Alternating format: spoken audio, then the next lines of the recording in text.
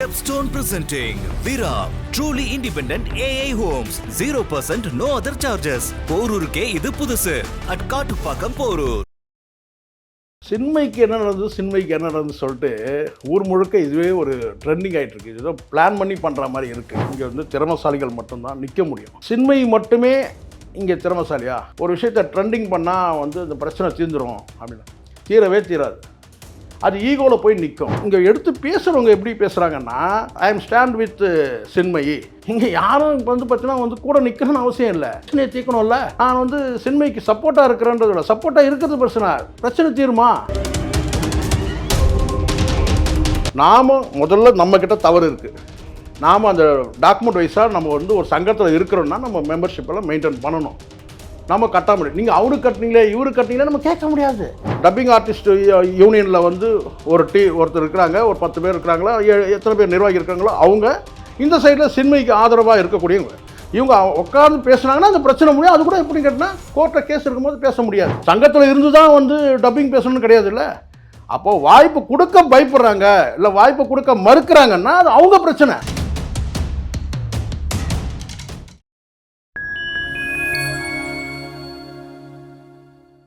Fine times universe அனைவருக்கும் வணக்கம். இன்றைய சிறப்பு நிகழ்ச்சியில் நம்முடன் இணைந்திருக்கிறார் பத்திரிகையாளர் திரு சேகுவாரா ஜெய்சங்கர் அவர்கள். வணக்கம். வணக்கம்.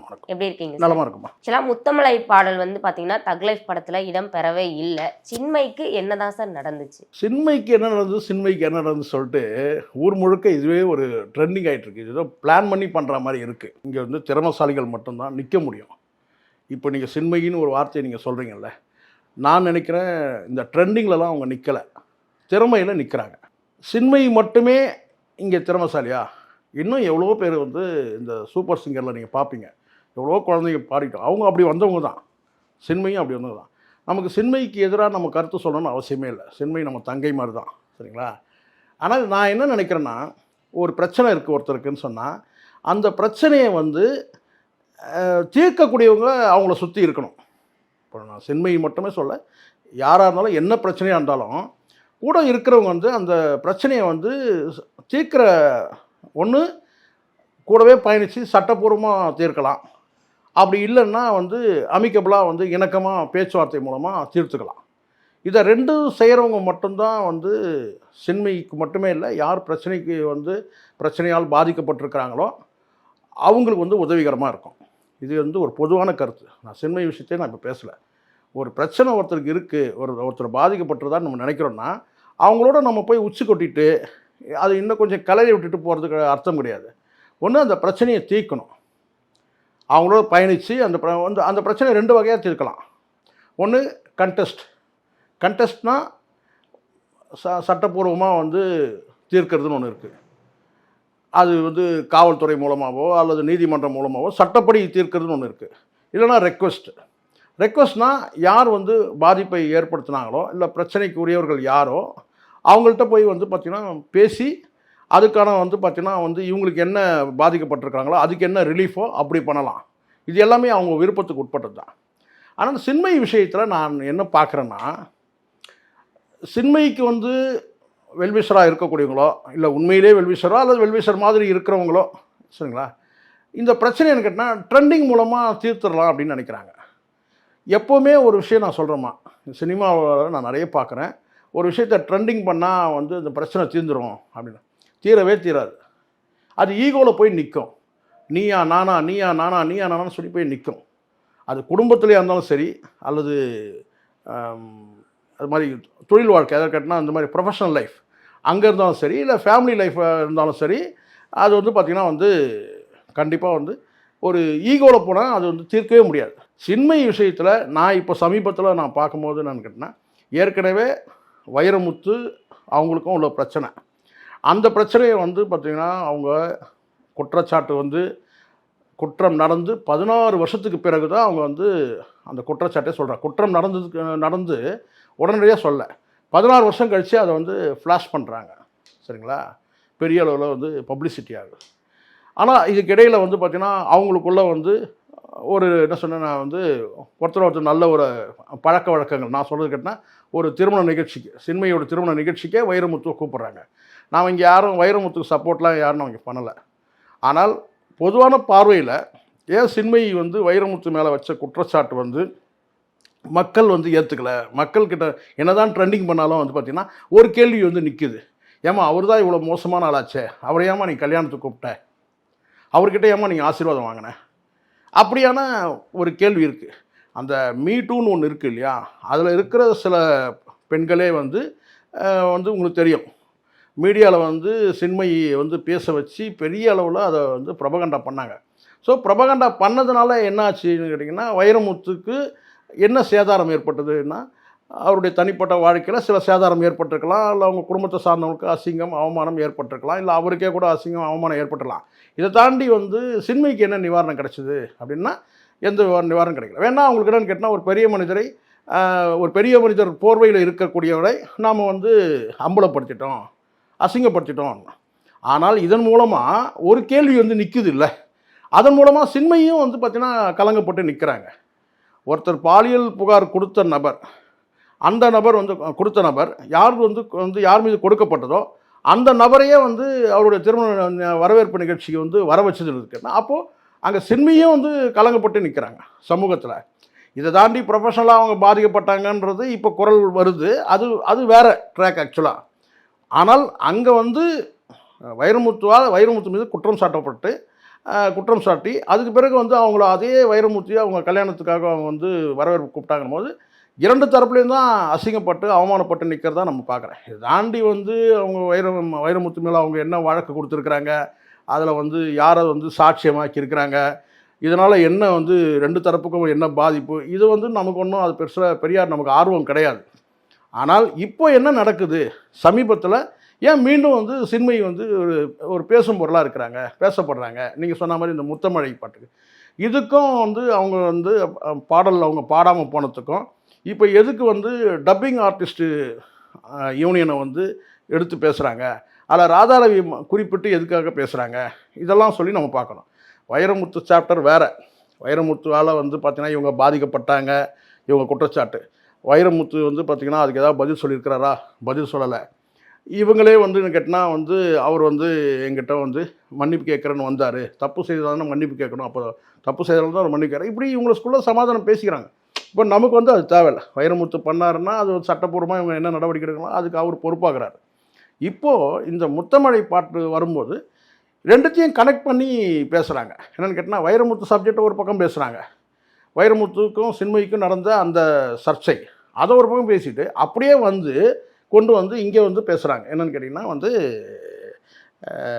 டப்பிங் ஆர்டிஸ்ட் யூனியனில் அவங்களுக்கு என்ன பிரச்சனை அதை பற்றி பேசுகிறாங்க. எப்படி வந்து மீன் குழம்புல சாப்பிட்டுட்டே இருந்துட்டு அப்படியே வந்து தயிர் சாதத்தை வந்து கை வைப்பாங்க பார்த்தீங்களா, அந்த மாதிரி. ஆக்சுவலாக தயிர் பச்சடியில் தான் கை வைக்கணும். இப்போ பிரியாணி சாப்பிட்றாங்கன்னா பிரியாணி சாப்பிட்டுட்டு தயிர் பச்சடியில் கை வைக்கணும். பிரியாணி சாப்பிட்டு அப்படியே இந்த பக்கம் ஒரு பக்கம் வந்து தயிர் சாதத்தை சாப்பிட்ற மாதிரி இருக்குது. இது முழுக்க பாலியல் பிரச்சனையே வந்து டப்பிங் ஆர்டிஸ்ட் அந்த யூனியனில் இல்லை. இது வேறு பிரச்சனை. இது வைரமுத்துக்கும் சின்மயிக்கும் உள்ளது கேட்டால் பாலியல் குற்றச்சாட்டு, அது சம்மந்தமான ஒரு சர்ச்சை. இது வேறு. இது வந்து கேட்டால் டப்பிங் ஆர்டிஸ்ட் யூனியனில் என்னை பேன் பண்ணிட்டாங்க அப்படின்றது தான் அவங்க வந்து எனக்கு தடை விதிச்சிருக்கிறாங்க அப்படின்லாம் அவங்க ஒரு குற்றச்சாட்டை வந்து வைக்கிறாங்க. அந்த குற்றச்சாட்டை வந்து பேசக்கூடிய நபர்கள், அவங்களுக்கு ஆதரவாக இருக்கக்கூடிய நபர்கள், அதாவது வந்து யார் நடிகையோ அல்லது வந்து ஆங்கரோ யாரோ, உண்மையிலே இந்த இடத்த தான் நான் சொல்கிறேன். உண்மையிலே சின்மயிக்கு நடந்த விஷயம் என்ன, வைரமுத்தோடு உள்ளது அது வேறு. இது என்னன்னு கேட்டால் டப்பிங் ஆர்டிஸ்ட் யூனியனில் இவங்களுக்கு என்ன நடந்திருக்கு அதை மட்டும் பேசணும். அது சம்மந்தமாக பேசக்கூடிய நபர்கள் வந்து என்ன செய்கிறாங்கன்னா, ஒரு மீடியேஷன் பண்ணக்கூடிய அளவுக்கு இருக்கணும், தகுதி இருக்கணும். முதல்ல மீடியேஷன் பண்ணக்கூடிய அளவுக்கு. இப்போ பிரச்சனை என்ன, சின்மயிக்கு என்ன பிரச்சனை, சின்மயிக்கு என்ன வந்து அவங்களால ஏன் வந்து டப்பிங் பேச முடியல, ஏன் வந்து அவங்க வந்து சினிமா பாடலை பாட முடியல. ஸோ இந்த மட்டுமே எடுத்துக்கிட்டு இதுக்கு என்ன காரணம் தேடி அவங்களுக்கு ஏதாவது உதவி செய்கிற மாதிரி இருக்கணும். நான் பொதுவாக சொல்கிறேன், சின்மயி என் குழந்த மாதிரி தான், என் மகள் மாதிரி. ஆனால் இங்கே எடுத்து பேசுகிறவங்க எப்படி பேசுகிறாங்கன்னா, நான் வந்து ஐ எம் ஸ்டாண்ட் வித் சின்மயி. இங்கே யாரும் வந்து பார்த்தீங்கன்னா வந்து கூட நிற்கணும்னு அவசியம் இல்லை, நிற்கிறது பெரிய விஷயமும் கிடையாது. பிரச்சனையை தீர்க்கணும்ல, பிரச்சனையை தீர்க்கணும். நான் வந்து சின்மயிக்கு சப்போர்ட்டாக இருக்கிறேன்றதில்ல, சப்போர்ட்டாக இருக்கிறது பிரச்சனை தீருமா? நான் மீண்டும் சொல்கிறேன், வைரமுத்துவோட சப்ஜெக்டே வேறு. அது முழுக்க வந்து கேட்டால் செக்ஸுவல் குற்றச்சாட்டு, அதில் வந்து 2 தரப்புலையும் வந்து பார்த்தீங்கன்னா ஓட்டை இருக்கதா நான் பார்க்குறேன். இது டப்பிங் ஆர்டிஸ்ட் யூனியனில் என்ன நடக்குது? இவங்க நீக்கப்படுறாங்க. நீக்கத்துக்கு காரணம் என்ன? 250 ரூபா கட்டல. 250 ரூபா கட்டலை. இங்கே எல்லாரும் சொல்லக்கூடிய என்னன்னு கேட்டிங்கன்னா, 250 ரூபா கட்டலைன்னா 250 ரூபா கட்டலைன்னா நீக்கிடுவாங்களா? ஒரு காலகட்டத்தில் அந்த அமௌண்ட்டுக்கு மரியாதை இருக்குமா? நான் சொல்கிறேன், ஒரு தொகைக்கு ஒரு மரியாதை இருக்குது. 250 ரூபா அப்போ 2500 ரூபா கட்டலைன்னா சொல்கிறேன் நான். நிறைய பேருக்கு அவங்க தானே கட்டிட்டு ஒரு இருக்காங்க. விஷயம் நல்லா புரிஞ்சுங்க. நிறைய பேர் கட்டிட்டாங்க, இவங்களுக்கு கட்டிட்டாங்க, அவங்களுக்கு கட்டி, இது எல்லாமே நம்ம என்னன்னு கேட்டிங்கன்னா ஒரு பொத்தாம்பூதியில் பார்க்குறோம். எங்கள் தாத்தா வந்து பார்த்தீங்கன்னா ஒரு ஜனோபகார சங்கம்னு ஒன்று இருக்குது. அதில் வந்து நான் சாகிறதுக்கு முன்னாடி ஒரு சின்ன ஒரு துண்டு பேப்பர் எடுத்து 80 வயசில் செத்தார். அப்போ என்ன சொன்னார் கேட்டால் சிலதெல்லாம் வந்து ஒப்படைச்சார். அப்போ பல டாக்குமெண்ட்டுங்களை ஒப்படைக்கும் போது ஒரு சின்ன ஒரு பேப்பர், ஒரு ஆஃப் ஷீட்டில் பேப்பர் இருந்தது. அந்த பேப்பரில் வந்து கேட்டால் 39 வந்து ஒரு நிதி லிமிடெட் இருக்கு இல்லையா, ஃபண்ட் ஆஃபீஸு, அங்கே வந்து கேட்டிங்கன்னா ₹1 கொடுத்து ஒரு ஷேர் வாங்கியிருக்கிறாரு. எவ்வளோ? 39 ₹1 கொடுத்து ஷேர். இதை வந்து கொடுத்துட்டவன்னு கேட்டால் அதை வந்து அந்த ஷேர் அந்த டாக்குமெண்ட் வாங்கிட்டு முதல்ல போயிட்டு எவ்வளோ சேர்ந்துருக்கு போய் கேட்டு வரப்போறான்னு சொல்லிட்டு எங்கள் அப்பா அனுப்பிச்சார். எங்கள் அப்பா போய் கேட்டு வந்தாருங்கன்னா கேட்டு வந்து 83 அது வந்து அந்த ₹1 வந்து பார்த்தீங்கன்னா 1800 ரூபா இருந்துச்சு. 83 அது இன்ட்ரெஸ்ட் எல்லாம் போட்டு அந்த ஷேர்னு 1800 ரூபா இருந்துச்சு. இங்கே நான் என்ன எதுக்காக ஒரு உதாரணம் சொன்னால், நீங்கள் 250 ரூபா கட்டலைன்னு நீக்கிட்டாங்க. 250 ரூபா இல்லைம்மா, ₹2.50 இருந்தாலும் சங்கத்தில் ஒரு தொகையை வந்து கட்டணும். யார் கட்டணும்? உறுப்பினர் கட்டணும். அதை வந்து இன்னும் சிலருக்கு வந்து பார்த்திங்கன்னா அவங்களே கட்டியிருக்கிறாங்கன்னு சொல்கிறாங்க. இதை நம்ம கேள்வி எழுப்ப முடியாதே. இப்போது சங்கத்தில் இருக்கிறவங்க நிர்வாகி சொல்கிறாங்க என்னன்னு கேட்டிங்கன்னா, அது யாரோ ராதாரவியோ இல்லை யாரோ சொல்கிறாங்கம்மா, எங்களுக்கு வந்து பார்த்திங்கன்னா சட்ட விதிகள் படி மெம்பர்ஷிப் கட்டணுங்க. அவங்க கட்டாமல் விட்டுட்டாங்க. கட்டாமல் விட்டது முதல்ல நம்ம தப்பு தானே. முதல்ல அதை நமக்கு அக்செப்ட் பண்ணிக்கணும். முதல்ல அவங்க என்ன சொல்கிறாங்கன்னா, ஜில்லுன்னு ஒரு காதல் படத்துக்காக டப்பிங் பேசினேன், 15000 ரூபாய் கொடுத்தாங்க, அது மொத்தமாக எனக்கு கொடுக்கவே இல்லை, அவங்களே பாருங்க. இதெல்லாம் இது பாருங்க, இது எல்லாமே நீங்கள் சொல்கிறது கூட உண்மையாக கூட இருக்கலாம். இதெல்லாம் வந்து பார்த்தீங்கன்னா நீங்கள் டாக்குமெண்ட் வைஸாக நீங்கள் வந்து பக்காவாக இருந்தால் மட்டும்தான் ஜெயிக்க முடியணும். நம்ம இப்போ நீங்கள் இதை சொல்லுவீங்க, அவங்க கேட்டால் அவங்க ஒன்று சொல்லுவாங்க, அன்றைக்கி யார் நிர்வாகியாக இருந்தது, அப்படி இருந்தது, யார்கிட்ட கொடுத்தாங்க, போனாங்க, இதெல்லாம் வேறு. இப்போது நீங்கள் நல்லா பண்ணீங்க, சினிமாவில் நீங்கள் போய் தேட்டருக்கு போகிறீங்க, தேட்டர் டிக்கெட்டு நம்ம வாங்கிடுறோமா இல்லையா? டிக்கெட்டு மிஸ் ஆகிட்ட போது சொல்லிட்டு உடனே ஒரு ஃபோட்டோ எடுத்து வச்சுக்கிறோம். சினிமா தேட்டரில் உள்ள நுழையிறதுக்கு ஒரு டிக்கெட் இருக்கா இல்லையா? நாம் ஏமா நம்ம சைடில் வீக் இருக்கலாமா? நீங்கள் சொல்கிறீங்க அது வந்து டெம்பரரி மஞ்ச அட்டை, அது வந்து 250 ரூபா தான் அப்படின்னு கேட்டால், அவங்க சைடில்னு கேட்டிங்கன்னா அவங்க பெர்மனண்ட் இதுவே கிடையாது. அவங்க சொல்கிறாங்க 250 ரூபா தான், அது டெம்பரரி 1 இயர்க்குள்ளது. ஆனால் லைஃப் மெம்பர்னு ஒன்று இருக்குது, அது வந்து 5000 ரூபாய் அப்படின்னு ஒரு கருத்து இருக்குது. முதல் வீக்னஸே என்னென்னா, நம்ம வந்து ஏன் மெம்பர் ஆகலை? இப்போ உங்களை நீக்கிறாங்கம்மா, நீக்கிறதுக்கு என்ன காரணம் சொல்கிறாங்க? காசு கட்டல, மெம்பர் ஆகலை. பல சங்கங்கள் இருக்குது, நமக்கு அங்கே ஆகாதவங்க கூட இருக்கலாம். இப்போ சின்மைக்கு வந்து அங்கே ஆகாதவங்க கூட இருக்கலாம், உண்மைதான், நான் இல்லைன்னு சொல்லவே இல்லை. சின்மைக்கு வேண்டாதவங்க கூட அங்கே யாராவது ஒருத்தர் இருந்துருக்கட்டுனா வந்து இல்லைங்க அவங்க மெம்பர் கட்டாமல் இருக்கிறாங்க அப்படின்ட்டு. நான் ஏதோ சின்மைக்கு எதிராக பேசுகிறேன் இல்லை சின்மைக்கு சப்போர்ட்டாக பேசுகிறேன்னு இல்லை. இங்கே எல்லாருமே வந்து கேட்டால் அவங்களுடைய தனிப்பட்ட ஆட்டிடியூடுன்னு ஒன்று இருக்குல்ல, அதனால் வந்து டிஃபர் ஆகும். சங்கம் இருக்கும், சங்கத்தில் எல்லோரும் ஒற்றுமையாக இருந்துருவாங்களா? கிடையவே கிடையாது. நான் தொழிற்சங்கம் நடத்தினவன், எப்போ வந்து கேள்வி கேட்கலானே வருவான். நான் தான் தொழிற்சங்கத்துக்கு பொதுச் செயலாளர் வச்சுங்க, ஜெனரல் செக்ரட்டரி நான் தான். எப்படா வந்து சிக்குவான், யார் சேகுவாரா எப்போ சிக்குவான்னு சொல்லி கேள்வி கேட்கறதுக்கே ரெடியாக முன்னாள் நைட்டே மீட்டிங் போடுவாங்க. நாளைக்கு மீட்டிங்கில் வந்து அடிக்கிற அடி கலக்கிடணும், அப்படி தான் இருக்கும். நமக்கு வேண்டாதவங்க கூட அங்கே யாராவது சின்மைக்கு வேணும். ஆனால் நாம் டாக்குமெண்ட் வைஸாக கரெக்டாக இருந்துட்டோம்னா எல்லாருக்கும் ஒன்று தானம்மா. இதில் ராதாரவின்னா மற்றவங்க என்ன, ராதாரவியை நீக்கிட்டாங்க நடிகர் சங்கத்தில், தெரியுமா இருக்காச்சும்? ராதாரவி வந்து சின்மையை நீக்கிட்டாரு அப்படின்னா, ராதாரவி மட்டும் நீக்க முடியாது, அங்கே ஒரு சங்கம் இருக்குது. சங்கத்தில் வந்து பார்த்தீங்கன்னா ராதாரவி மட்டும் கிடையாது, அவர் ஒன்றா சொல்லலாம், அவர் கேட்டால் அவர் தான் பொதுச் செயலருங்க, அவர் தாங்க தலைவருங்க அப்படின்னு சொல்லலாம். ஆனால் சங்கமும் ஒன்று இருக்குது, நிர்வாகிகளும் ஒன்று இருக்குது. ராதாரவி மட்டும் முடிவு எடுக்க முடியாது. நான் ராதாரவி சப்போர்ட்டாக பேசுகிறேன். ராதாரவியும் வந்து பார்த்தீங்கன்னா நடிகர் சங்கத்தில் நீக்கியிருக்கிறாங்க. ஏன் நீக்கினாங்க சொல்லுங்கள்? அப்போ அவங்களோட தூக்கி வந்து போடுவாங்க. அவங்கள நடிகர் சங்கத்தை கேட்டிங்கன்னா இதெல்லாம் இருக்குங்க, இந்தந்த காரணங்களை அவங்க ஒரு காரணத்தை அடுக்குவாங்க. அந்த காரணம்லாம் வந்து பார்த்திங்கன்னா வந்து ராதாரவி அக்செப்ட் பண்ணிப்பாரா? பண்ண மாட்டேன், எதிர்பார்க்க. அப்போது இங்கே நாம் முதல்ல நம்மக்கிட்ட தவறு இருக்குது. நாம் அந்த டாக்குமெண்ட் வைஸாக நம்ம வந்து ஒரு சங்கத்தில் இருக்கிறோன்னா நம்ம மெம்பர்ஷிப்பெல்லாம் மெயின்டைன் பண்ணணும். நம்ம கட்ட முடியும். நீங்கள் அவருக்கு கட்டினீங்களே இவருக்கு கட்டினீங்களே நம்ம கேட்க முடியாது. எனக்கு ஏன் கட்டல வந்த 15,000 மெம்பர்ஷிப்புக்காக எடுத்துட்டேன். திருப்பி ஒன்றே சொல்கிறேம்மா, இது வந்து நீங்கள் வந்து பார்த்தீங்கன்னா நீங்கள் சொல்கிறது அவ்வளோதான். இது டாக்குமெண்ட்டாக நீங்கள் ப்ரூவ் பண்ண முடியாதுல்ல. இப்போ கோர்ட்லேயே நீங்கள் போகிறீங்கன்னு வச்சுங்க, ப்ரூவ் பண்ண முடியாது. இங்கே மெம்பர்ஷிப் கட்டி நீங்கள் ரசீதை வாங்குறீங்க பார்த்தீங்களா, அதுதான் இங்கே செல்லும். நான் சொல்கிறேன், நான் உண்மையிலே சொல்கிறேன். நீங்கள் ஏமாற்றப்பட்டு கூட இருக்கலாம். ஒன்று, ஒரு விஷயத்தை கண்டெஸ்ட் பண்ணி தீர்த்துக்கணும். இப்போ அவங்க வந்து கோர்ட்டுக்கு போயிட்டாங்க, அது வந்து கண்டெஸ்ட், சட்டப்பூர்வமாக நீதிமன்றத்துக்கு போயாச்சு, அது கண்டெஸ்ட் போயிட்ட பிறகு நீங்கள் ரெக்வஸ்ட் பண்ண முடியாது. இப்போ இவங்க பேசுகிறாங்க இல்லையா, இப்போ இந்த அம்மா சின்மயி கூட வந்து ஸ்டாண்ட் வித்து சில பேர் இருக்கிறாங்க இல்லையா, இந்த ஆங்கர்கள், நடிகைகள், இவங்களால ஒன்றுமே பண்ண முடியாது. நீதிமன்றத்துக்கு போயிட்ட பிறகு அப்போ நான் கேட்குறேன், ராதாரவி ஏன் வந்து ஒரு ஆங்கர் பேசும்போது அவர் பதிலே சொல்லாமல் அனுப்புகிறாருன்றது புரிஞ்சிக்க முடியல. இவங்க எல்லோரும் என்ன சொல்லுவாங்க, அப்பா ஆங்கர் அப்படியே இப்படி கேட்டாங்க அவரால் பதிலே சொல்ல முடியல.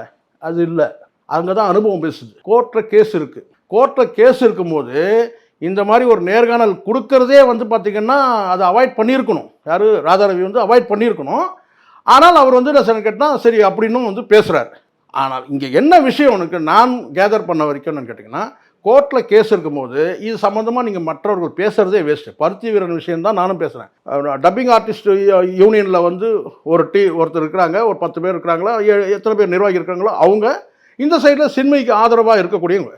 இவங்க உட்கார்ந்து பேசுனாங்கன்னா அந்த பிரச்சனை முடியும். அது கூட எப்படி கேட்டால் கோர்ட்டில் கேஸ் இருக்கும்போது பேச முடியாது. ஏன்னா கண்டெஸ்ட்டில் இருக்கும்போது ரெக்வஸ்ட்டில் முடிக்க முடியாது, எந்த பிரச்சனையும் முடிக்க முடியாது. இங்கே எல்லாரும் ஒரு விஷயம் சொல்கிறாங்க, சின்மையை வந்து பேன் பண்ணிட்டாங்க. நான் கேட்குறேன், ராதாரவி, பாக்கியராஜ், இன்னும் சில நடிகர்கள் இருக்கிறாங்க, நடிகர் சங்கம் நீக்கப்பட்டவங்க, இவங்கெல்லாம் நடிக்கலையா? இவங்களும் நடிக்கிறாங்கல்ல. இங்கே பேன்லாம் பண்ணவே முடியாதுமா, யாரையும் பேன் பண்ண முடியாது. இப்போ நான் கேட்குறது அதுதான். இப்போ ராதாரவி நீக்கப்பட்டவர், பாக்கியராஜ் நீக்கப்பட்டவர், இன்னும் சிலர் வந்து அதில் நீக்கப்பட்டிருக்கோம் இருக்கிறாங்க. லிஸ்ட் இருக்குது, பெரிய லிஸ்ட் இருக்குது. ஒரு 10 பேர் நீக்கப்பட்டிருக்காங்கன்னு வச்சுங்க. அவங்களாம் படத்தில் நடிக்காமையே இருக்கிறாங்க. அப்போ ஏன் சார் அவங்க பாடின பாடலே அதை தாங்க நானும் சொல்கிறேம்மா, இடம்பெறலன்னு. இப்போ பார்த்தீங்களா, நீங்கள் கேட்குறது எப்படி ஆயிடுச்சு பாருங்க. அவங்க பாடின பாட்டு பாருங்க, அவங்க பாடின பாட்டு வரல அந்த படத்தில். அது தக் லைஃபோட இன்டீரியர் ப்ராப்ளம். அது எது தக் லைஃப்பில் அந்த பாட்டே வராமல் இருக்கிறதுக்கு வந்து கேட்டால் வந்து ராதாரவி வந்து சொன்னாரா ஃபோன் பண்ணி வந்து நீங்கள் இந்த பாட்டை நீங்கள் ஒளிபரப்ப இது படத்தில் கொண்டு வராதீங்கன்னு சொல்லிட்டு. அப்போ வந்து டப்பிங் ஆர்டிஸ்ட்லேருந்து நீக்கினதுக்கு அப்புறமா நடிகர் சங்கம், பாடகர்கள் எல்லா சைட்லேயுமே அவர் நோட்டீஸ் பாருங்க. நல்லா புரிஞ்சுங்கம்மா, தடை இருக்கான்னு கேட்குறேன். பேன்றது நான் தடை கிடையாது. இப்போ நான் சொல்கிறாங்க, நான் வந்து அந்த டப்பிங் ஆர்டிஸ்ட் அசோசியேஷனில் என்ன கேட்டால் அவங்க நீக்கப்படுறாங்கன்னு வச்சுங்களேன், உடனே உங்களுக்கு யாருக்குமே அவங்களுக்கு வந்து வாய்ப்பே தராதிங்கன்றதெல்லாம் பொருள் கிடையாது.